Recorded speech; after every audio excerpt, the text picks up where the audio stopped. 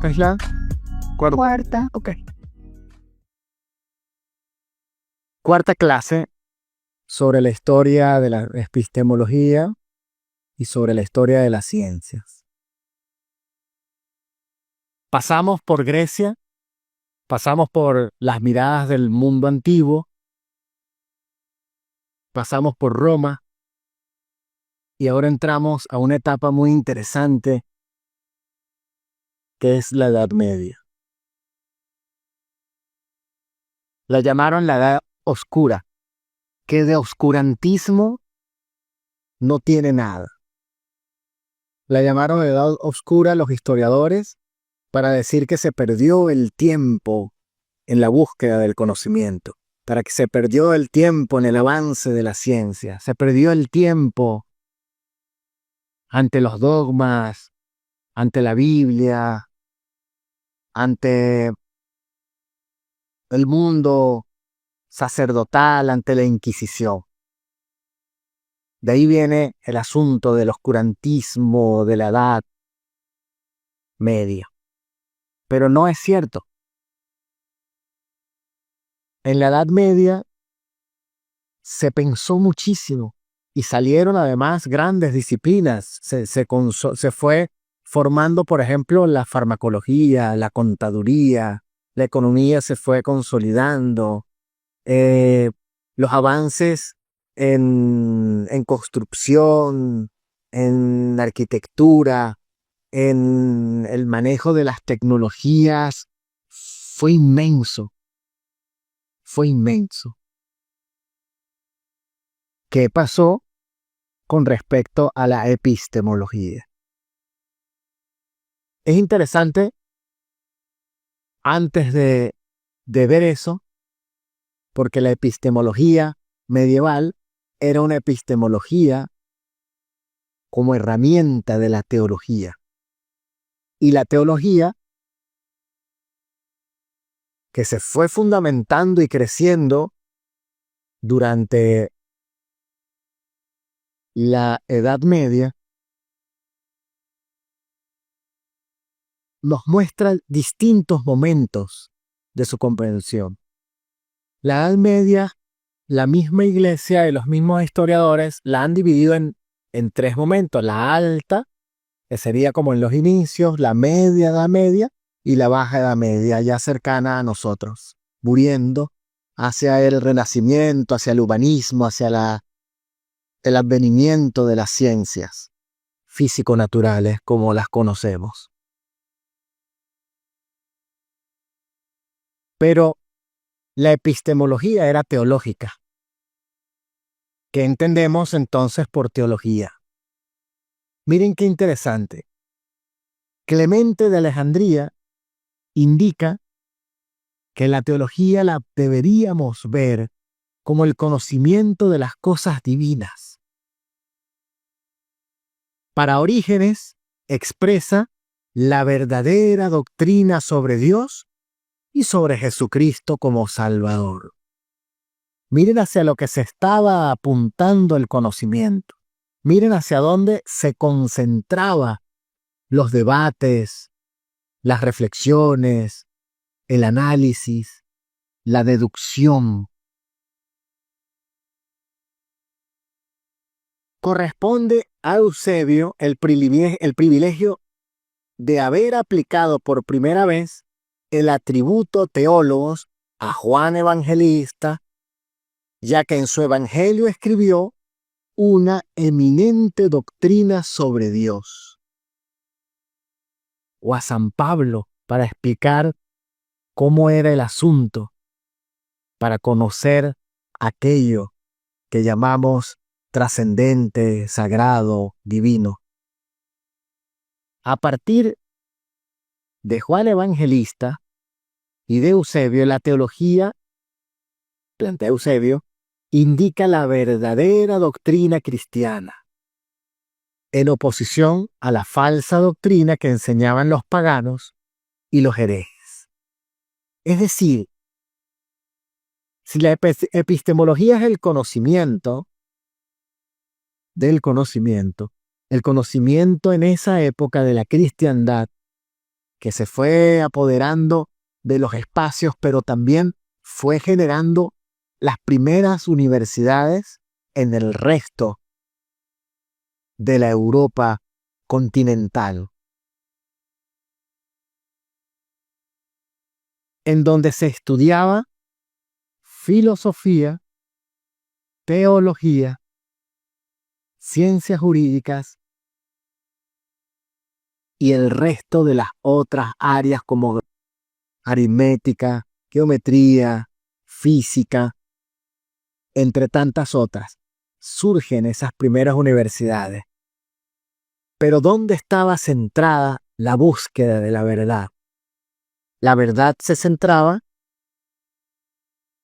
en lo que estaba revelado por el libro sagrado, por las doctrinas, por las formas de las escuelas del conocimiento de la cristiandad, como los dominicos, como los agustinianos, más adelante los jesuitas, los franciscanos, más adelante los tomistas, y así sucesivamente las distintas escuelas que abrió como posturas la cristiandad. Ahora bien, para los griegos, la verdad, que el término que utilizaban era aletheia, aletos, y letos es cubrir, y la negación es el descubrimiento. La verdad como el ejercicio de descubrir, pero letos también era el río dentro del Hades en el pensamiento mitológico, donde al entrar el alma olvidaba su vida sobre la tierra. Entonces es el olvido, el río del olvido. Pero como verdad, aletheia también era el no olvido. Eso entendían los griegos. El descubrimiento de la verdad era para no olvidarla. Los romanos hablaron de veritas, y la veritas es comprobable, verificable en las cosas del mundo. Es palpable, es real. Para los medievales, para la teología, para la cristiandad, la verdad era revelada. La verdad es divina. La verdad no pertenece al mundo de las cosas, sino que el Espíritu Santo la trae y se la revela a los fieles, como a San Pablo se le reveló la verdad de Jesús, o como a María el Espíritu Santo le revela su gestación, o a José, que no fue una montada de cachos, sino que era el Espíritu Santo mismo en lo divino, o como a Jacob se le revela la verdad en el sueño sobre la escalera por la que bajaban y subían los ángeles, o a José la verdad se le revela como predicciones del futuro y se las lleva al faraón y después él se hace faraón, o a Moisés se le revela la verdad en una zarza ardiente. Es revelada la verdad, es la revelatio. Si la verdad es revelada y es sagrada, lo que ocurrió durante esos 1000 años de la Edad Media fue estudiar directamente e ir creando la doctrina del pensamiento cristiano. Y cuando aparece Mahoma, que también se le revela la verdad en el mundo arábigo, por allá en el siglo VIII, después de Cristo, lo que ocurre es que él va a ir ajustando su verdad, la musulmana, la islámica, el estudio, como ellos dicen, de la palabra de Mahoma, a quien el mismo ángel Gabriel le habla directamente y le dice para su pueblo.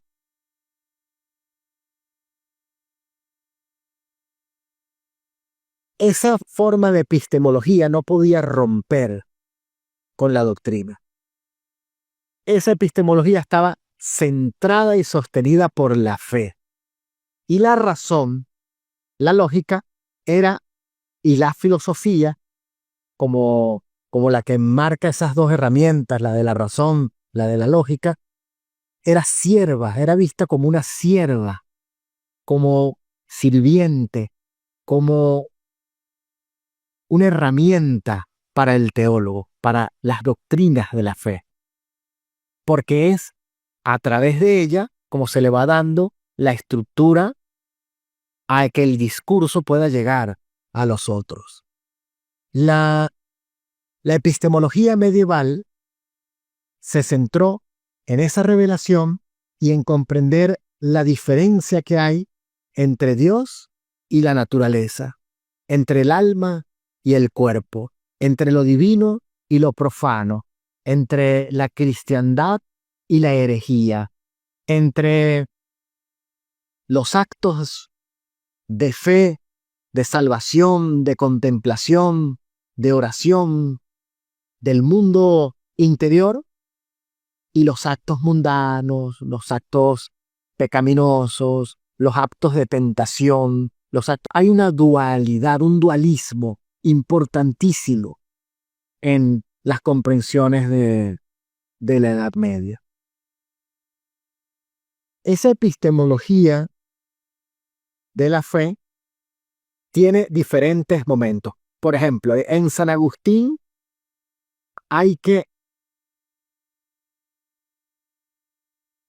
distinto a Santo Tomás, hay que conocer para creer. Porque San Agustín venía del mundo de la filosofía. Venía del mundo del estudio de los retóricos. Tienes que conocer para poder creer. Pero en Santo Tomás ocurre lo contrario. Hay que creer para conocer. Es decir, en San Agustín, que lo representan como el padre de la iglesia, con una iglesia en la mano, es el fundador y es el primer epistemólogo y el primer filósofo de la Edad Media. Así como Sócrates es el último presocrático y el primer filósofo clásico, San Agustín es el último de los filósofos clásicos y el primer filósofo de la Edad Media.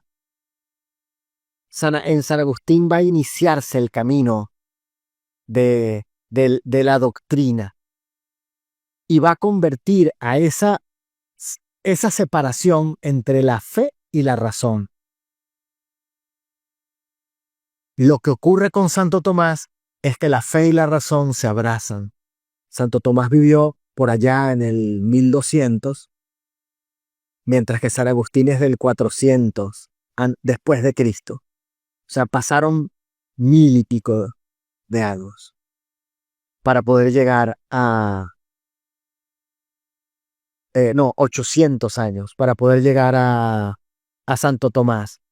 Y Santo Tomás nos va a decir que no hay que ponerlas a competir, sino que son dos dimensiones, la del corazón y la de la mente, que a partir de San Agustín se empiezan a quemar y a sacar todos los libros de Aristóteles.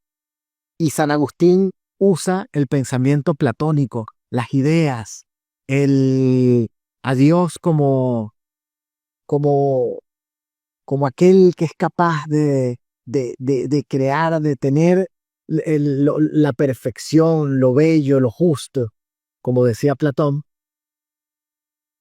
Y Santo Tomás salva a partir de las traducciones que fueron llegando, porque Aristóteles se elimina en Occidente, se elimina en Europa, pero los árabes lo habían conservado y había permanecido con ellos de esos mismos 800 años. Entonces, las traducciones de Maimónides, de Averroes, de Avicena y de otros que habían estado en España en esos mismos años, empiezan a llegar en latín a través de los caminos, de los cruzados, a los templos, a las universidades, a los monasterios, y llega a manos de San Alberto Magno y a manos de Santo Tomás. Y la filosofía y la epistemología cobra un giro. Veamos, por ejemplo, que Santo Tomás en la Suma Teológica, que es el libro más importante del tomismo y de toda la cristiandad, porque es la suma, lo máximo, más arriba de eso no hay nada, ¿no? Nosotros nos graduamos de summa cum laude, 20 puntos. Bueno, la Suma Teológica es el summa cum laude de los libros. Él habla de la demostración de Dios y demuestra a Dios con argumentos lógicos. ¿Por qué sí Dios debe ser entendido como que existe? Es fascinante. Ahora bien, esa mirada va a dar giros y va a cambiar. En esos años aparecen también otros pensadores, los que llaman del nominalismo, como Ockham o como Scotto, Duns Scotto, donde ellos dicen que la verdad, que el conocimiento, si es a través de la retórica, a través del lenguaje, con la palabra todo cabe, todo puede ser dicho, todo puede ser convencido si lo hacemos verosímil, si lo hacemos comprensible, si le damos un orden y argumentamos para sostener ese orden, pero que hay que buscar otras formas de la verdad. Eso dicen en el final de la Edad Media. Pero empiezan a aparecer otros pensadores, como por ejemplo San Buenaventura, que también está en esos años. Y San Buenaventura nos va a decir que hay 3 ojos del conocimiento, 3 ojos para comprender la verdad, para comprender la realidad. El ojo de la carne, el ojo del intelecto y el ojo del espíritu. El ojo de la carne va a ver las cosas, es sensible, se ordena a través de su propia experiencia. El ojo de la razón usa la intelección, usa la lógica, usa las comprensiones. Y el ojo del espíritu se queda contemplando. Su búsqueda es a través de la intuición, es a través de lo sagrado. Los 3 ojos están separados. San Buenaventura y Hugo de San Víctor nos invitan a que unamos esos 3 ojos, esas 3 miradas, para poder comprender la realidad en sus distintas dimensiones.